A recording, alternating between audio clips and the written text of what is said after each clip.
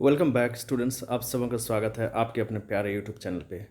आज के इस वीडियो में मैं झारखंड शैक्षणिक अनुसंधान एवं प्रशिक्षण परिषद रांची झारखंड द्वारा आयोजित मासिक जांच यानी मंथली असेसमेंट मासिक मूल्यांकन के अंतर्गत कक्षा 11 विषय इतिहास माह सितंबर और समय है 2 घंटे पूर्णांक 50। इसी के आधार पे आपके ग्रेडिंग होगी, आपको मार्क्स कार्ड मिलेगा। इस पे आधारित वो सभी मार्क्स कार्ड आप इस जो जांच परीक्षा है इसके आधार पे हो सकता है। ठीक है, तो आप वीडियो को एंड तक देखना और अपने सभी साथियों को ये वीडियो शेयर करना। अभी तक आप अपने चैनल पे नए हैं तो चैनल को सब्सक्राइब जरूर करना है। आपके सर्वांगीण विकास के सभी वीडियोज़ यहाँ मौजूद हैं, आप ज़रूर से ज़रूर सब्सक्राइब करें। तो चलिए शुरू करते हैं। पहला क्वेश्चन, मेसोपोटामिया की खोजों की शुरुआत कब आरंभ हुई? ठीक है, मेसोपोटामिया की खोजों की शुरुआत कब आरंभ हुई, मैं इसका आंसर बता देता हूँ, आप इसको कर लेंगे। देखिए 1840 के दशक में, 1840 के दशक में, यानी गौ नंबर आपका सही होगा। ठीक है, चलिए आगे बढ़ते हैं, अगला प्रश्न लेते हैं। अगला प्रश्न है, असीरियाई राज्य की स्थापना कब हुई? देखिए इसमें थोड़ा सा डाउट है, लेकिन इसका आंसर मैं जो है 1400 लगभग 1400 ईसा पूर्व देता हूँ, लेकिन इसको अपने स्तर से थोड़ा सा देख लेंगे क्योंकि थोड़ा सा डाउट है इसमें, लेकिन संभावना है कि ये आंसर सही होगा। ठीक है, आगे बढ़ते हैं। अगला सवाल है, रोम का प्रथम सम्राट कौन था? तो रोम का प्रथम सम्राट था अगस्टस। ठीक है, चलिए आगे बढ़ते हैं।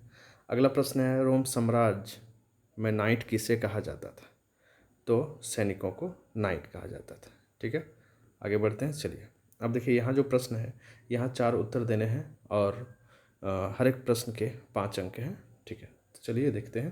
पहला जो प्रश्न है, मेसोपोटामिया की लिपि एवं भाषा के विषय में क्या जानते हैं? इसका आंसर मैं बताता हूँ, आप इसे नोट कर लेंगे। देखिए इसका आंसर यहाँ इस तरह से आप लिखेंगे, मेसोपोटामिया की लिपि एवं भाषा। मेसोपोटामिया की लिपि को किलाक्षर लिपि कहा जाता है। किलाक्षर लिपि एक अत्यधिक प्राचीन लिपि है। इसके अक्षर देखने में कील जैसे दिखाई पड़ते हैं, इसलिए इस लिपि को किलाक्षर लिपि कहते हैं।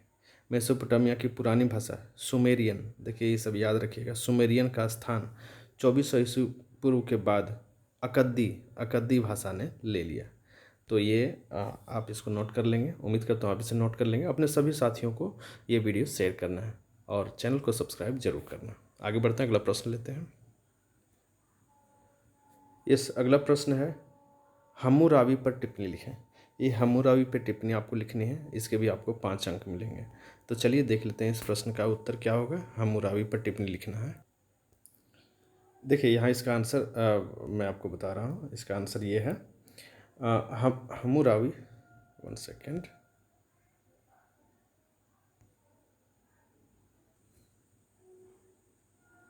देखिए इसका आंसर है, हम्मुराबी बेबीलोनिया का राजा था। वह प्रथम बेबीलोनियन वंश का छठा राजा था। ठीक है, उसने 1792 ईस्वी पूर्व से 1750 ईस्वी पूर्व तक शासन किया। इसका काल अभी तक पूर्णतः निश्चित नहीं हो पाया है। वह कानून तैयार कर उन्हें पत्थर पर लिखवाया, जिसकी ऊंचाई 8 फुट थी। उस पत्थर की ऊंचाई 8 फुट थी और उसको पत्थर पे लिखवाया ताकि सभी जनता जो है उसका पालन कर सके। ये आंसर है इसको आप नोट कर लेंगे। अगला प्रश्न की ओर बढ़ते हैं।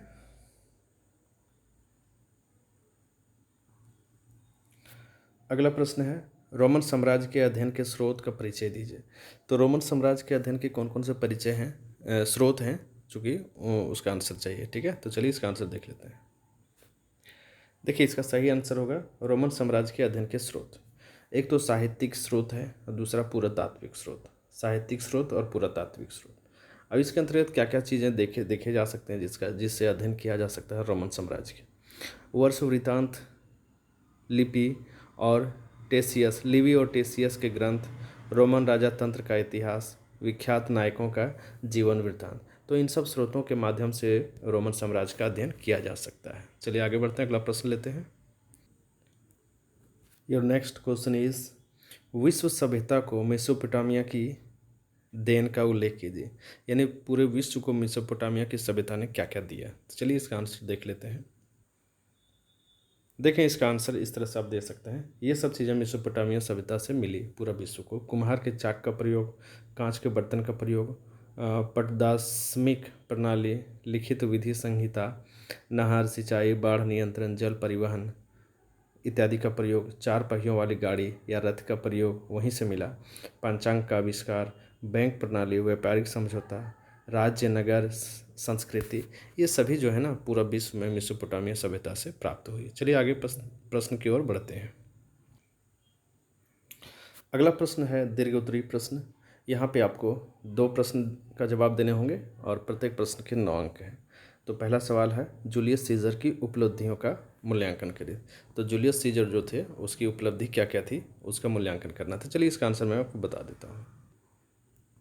अब देखिए आंसर पे, जूलियस सीजर की उपलब्धियां क्या क्या हैं। गॉल अभियान का नेतृत्व एवं विजय, गॉल की रोमन साम्राज्य का हिस्सा बनाना, कृषि विकास, गॉल में जर्मनी पर कब्जा, इंग्लैंड पर आक्रमण और जीत, रोमन साम्राज्य का उत्तरी और अटलांटिक महासागर में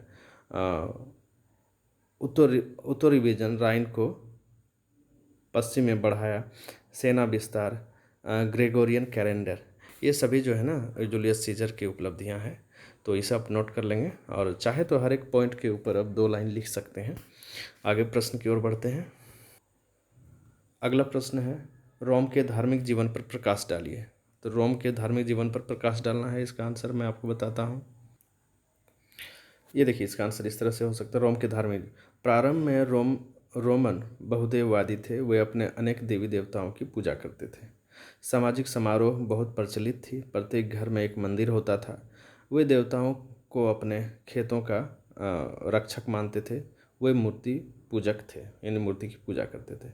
इनके प्रमुख देवता जो है ना, यहाँ देखिए प्रमुख देवता है Jupiter, Bacchus, Apollo, Cupid, Mars, Mercury, Pluto, Vulcan, Mithras, Neptune, Saturn, ये सभी उनके जो हैं देवता। अब देखिए यहाँ देवी थे उनके, जूनो,